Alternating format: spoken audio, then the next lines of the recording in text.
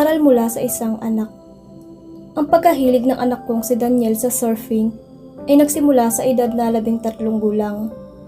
Araw-araw, bago at matapos ang pagpasok sa eskwela, isinusuot niya ang kanyang surfing suit, lalangoy patungong surfline, at hinihintay na hamunin siya ng kanyang mga kasamahan na ang tangkad ay mula sa 3 hanggang 6 na talampakan. Ang pagmamahal ni Daniel sa surfing ay sinubok noong araw na iyon. Naaksidente ang anak mo, ulat ng lifeguard sa telepono sa asawa kong si Mike. Gaano kalala? Napakalala. Nang siya'y umahon sa tubig, ang matulis na dulo ng tabla ay tumusok sa kanyang mata. Agad na isinugod ni Mike si Daniel sa emergency room at saka sila pinapunta sa isang opisina ng plastic surgeon.